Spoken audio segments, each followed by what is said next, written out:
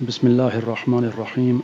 Dear students, Assalamu alaikum and welcome back to our plant biochemistry 1 class.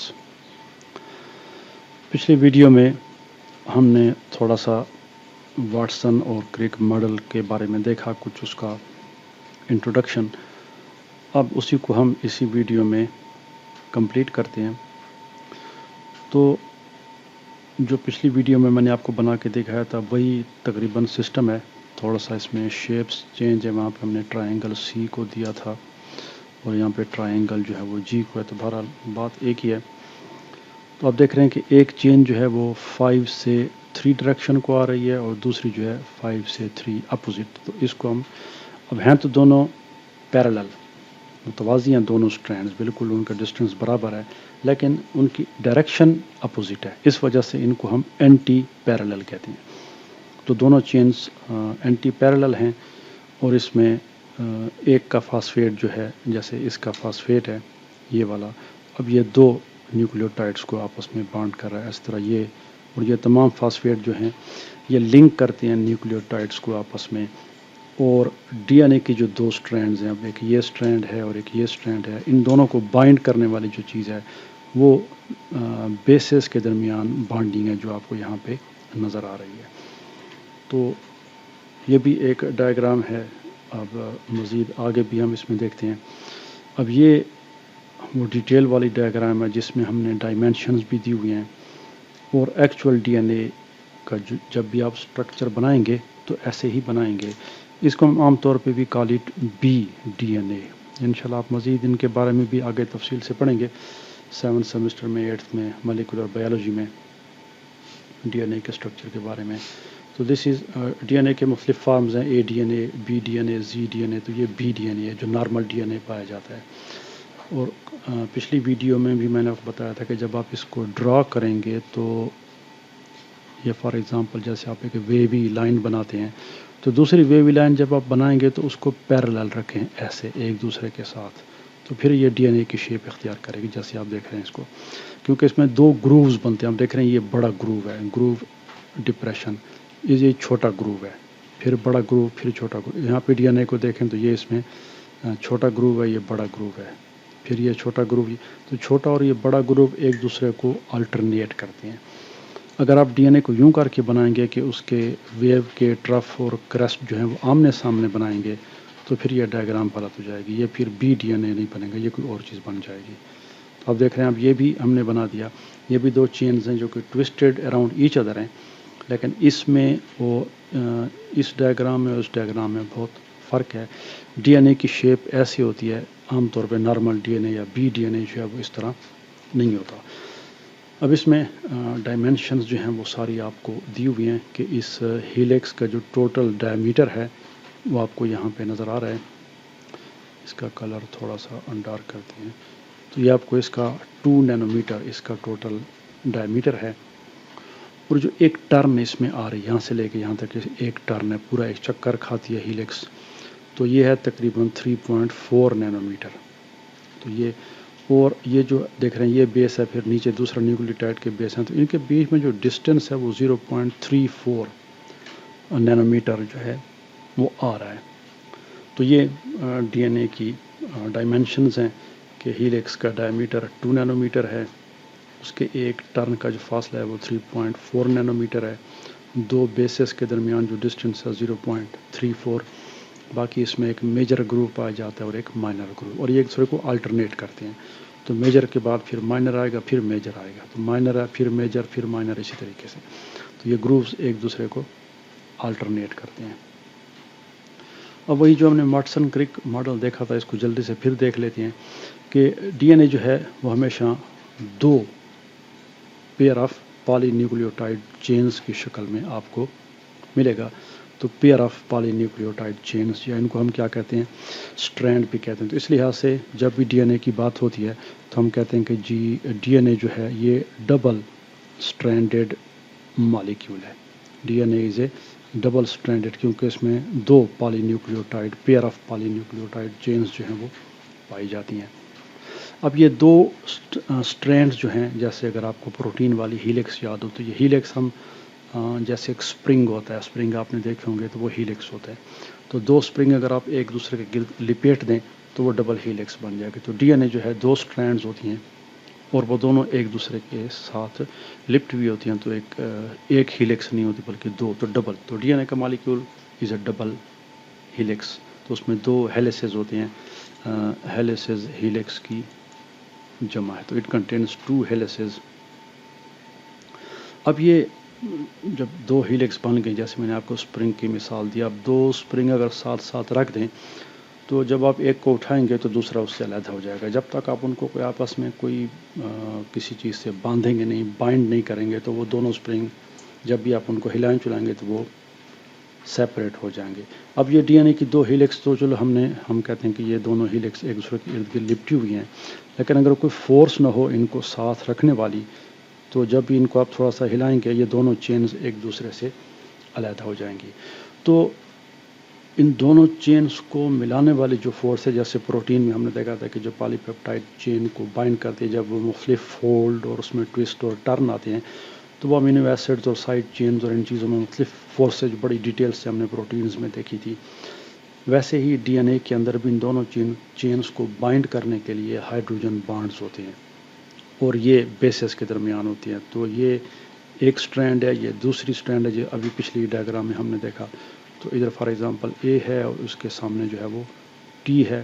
تو یہ دونوں آپس میں ویک بانڈنگ کے ذریعے ایک دوسرے کے ساتھ مل جائیں گے، جس سے یہ دونوں سٹرینڈز کی اسٹیبلٹی رہتی ہے اور وہ اکٹھی رہتی ہیں. تو ایک بیس تو ظاہر نہیں ہوتا، ڈی این اے کے مالیکیول بہت بڑے بڑے ہوتے ہیں، تو اس میں یہ تمام بیسز ایک دوسرے کے ساتھ بانڈ کرتے ہیں، جس کی وجہ سے ڈی این اے کی جو سٹرینڈ ہے وہ سٹیبل رہتی ہے.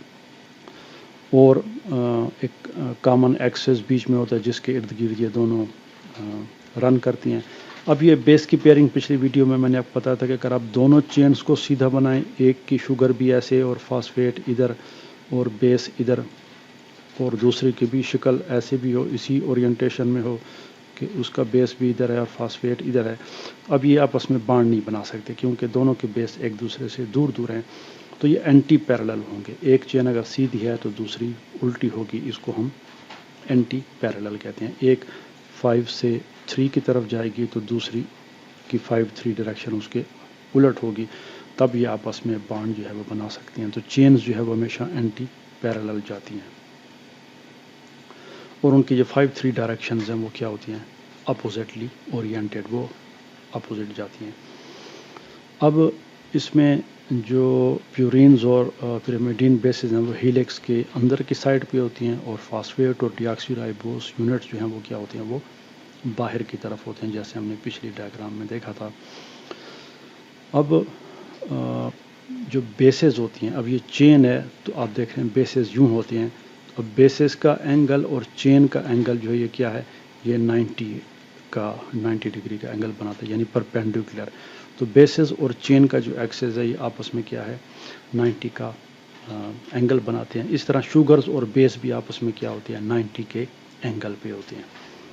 اور اس کا ڈائمیٹر جو ہے وہ تقریباً 2 نینو میٹر کا ہوتا ہے، اور اس میں جو بیسز ہوتی ہیں وہ 0.34 نینو میٹر ابھی میں نے آپ کو بتایا ہے، اور تقریباً 36 ڈگری ان کی ٹوٹل جو ہے وہ روٹیشن ہوتی ہے. اور اس کے علاوہ جو ہیلیکل ریپیٹ ہوتی ہے، اور اس میں وہ جو چین کا ایک ٹرن ہوتا ہے میں نے آپ کو بتا دیا پچھلی ویڈیو میں، 3.4 نینو میٹر یا 34 اینگسٹرام یونٹ. یہ نینو میٹر سے تھوڑا چھوٹا ہوتا ہے.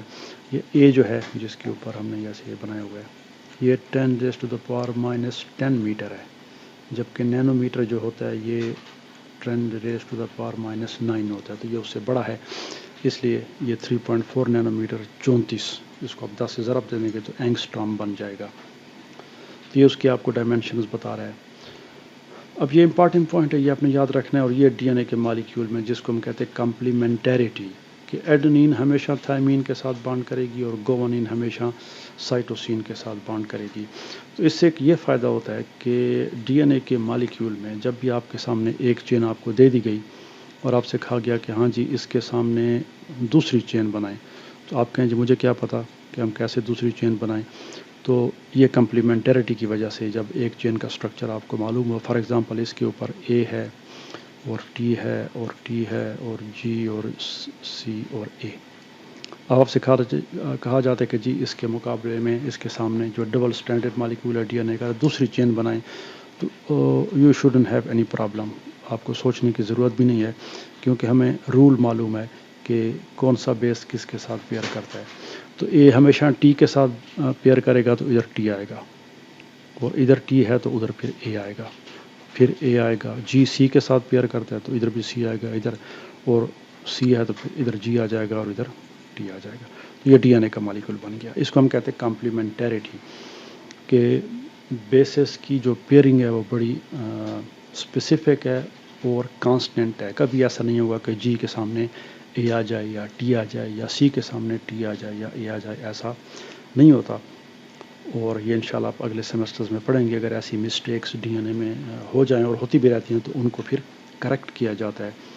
تو یہ پیئرنگ بڑی پریسائز ہے اور بڑی ایگزیکٹ ہے اور ہائیلی اسپیسیفک. اور اس کی وجہ کیا ہے کہ تھائمین اور ایڈینین آپس میں پیئرنگ کرتے ہیں. اس کی وجہ سے ہائیڈروجن بانڈنگ کے فیچرز ہیں کہ جو ایڈینین اور تھائمین ہے اس کے مالیکول ایسے ہیں کہ ان کے آپس میں بانڈنگ ہو سکتی ہے، اور گوانین اور سائٹوسین کی. تو یہ جو ان کی بانڈ فیچرز ہیں اس کی وجہ سے یہ اٹ از پاسبل. تو اے اور ٹی میں جو بانڈنگ ہوتی ہے وہ ہمیشہ دو ایسے پوائنٹس ہیں جہاں پہ ان میں بانڈنگ ہوتی ہے. تو اس لیے دو ہائیڈروجن بانڈز بنتے ہیں. جب بھی اے اور ٹی آپ بنائیں گے تو اس کے سامنے آپ دو بانڈ شو کریں گے. اور اس کے مقابلے میں جی اور سی جو ہیں وہ تین بانڈ کے ذریعے، تین اس میں ایسی لوکیشنز ہیں کہ ایک بانڈ یہاں پہ بنے گا کہ یہاں پہ بنے گا کہ یہاں پہ، تو تین ہائیڈروجن بانڈز کے ذریعے وہ آپس میں اٹیچ ہو جاتے ہیں. اور یہ بیس پیئر کمپلیمنٹیریٹی جو ہے یہ پھر کس کی وجہ سے، سائز، شیپ اور کیمیکل کمپوزیشن بیسس پہ ڈیپینڈ کرتا ہے. اور اس سے DNA کا اسٹرکچر ڈٹرمن ہوتا ہے، اور اس سے DNA کی ریپلیکیشن ہوتی ہے کہ ایک چین کا اسٹرکچر معلوم ہے تو دوسرے کو پھر کیا ہے آسانی سے بنایا جا سکتا ہے. اب یہ جو ہائیڈروجن بانڈز ہوتے ہیں یہ ہزاروں کی تعداد میں جب بیسز آپس میں ملتے ہیں تو یہ DNA کے ڈبل ہیلکس کو بڑی سٹیبلٹی دیتا ہے کہ وہ بڑی سٹیبل رہتی ہے اور اپنی جگہ پہ رہتی ہے اور ٹوٹنے سے بچتی ہے. اس کے علاوہ ہائیڈروفوبک اور وانڈر وال انٹریکشنز بھی ہوتے ہیں ایڈجسنٹ بیس پیئرز، تو وہ بھی تو یہ کچھ دوسری فورسز بھی ہوتی ہیں جیسے پروٹینز میں ہم نے دیکھا، تو وہ آپ کو DNA میں بھی ملیں گے. اب یہ ایک چاراگاف رول ہے، یہ چاراگاف سائنٹسٹ نے اس کو دریافت کیا تھا کہ کسی بھی DNA کے مالیکول میں جتنے ایڈنین کی تعداد ہوگی اتنے تھائمین کی تعداد ہوگی. اب یہ بانڈنگ نہیں ہے، ایکویلٹی ہے. A=T اور G=C، یعنی اگر ایک DNA میں 10,000 ایڈنین ہے تو 10,000 تھائمین ہوں گے، اور اگر اس میں 50,000 گوانین ہے تو 50,000 سائٹوسین ہوں گے. تو یہ دونوں آپس میں برابر ہوتے ہیں اور یہ دونوں آپس میں برابر ہوتے ہیں. تو آپ بتا سکتے ہیں کہ ایسا کیوں ہے؟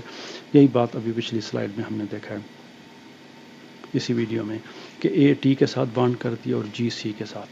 تو جب بھی یہ ہوگا اس کے سامنے ٹی ہوگا، تو مطلب یہ ہوگا کہ جتنے اے ہوں گے اتنے ٹی ہوں گے. اور سی جہاں پہ ہوگا اس کے سامنے جی ہوگا، یا جہاں پہ جی ہوگا اس کے سامنے ٹی ہوگا، کیونکہ صرف یہ دو آپس میں بانڈنگ کرتے ہیں. تو ظاہر ہے کہ جب بھی سی آئے گا تو اس کے سامنے جی، یا جی آئے گا تو اس کے سامنے سی. تو جتنے جی ہوں گے اتنے سی ہوں گے، جتنے گوانین اتنے سائٹوسین، اور جتنے ایڈنین ہوں گے اتنے تھائمین. لیکن ان کی اور ان کی تعداد آپس میں برابر ہو بھی سکتی ہے اور نہیں بھی ہو سکتی، وہ DNA پہ ڈیپینڈ کرتا ہے. یہ بھی ہو سکتا ہے ایک DNA میں فار ایگزامپل ٹوٹل 10,000 بیسز ہیں، تو اٹ از پاسبل کہ 2,000 یہ ہو اور 2,000 یہ ہو، تو کتنے ہو گئے 4,000.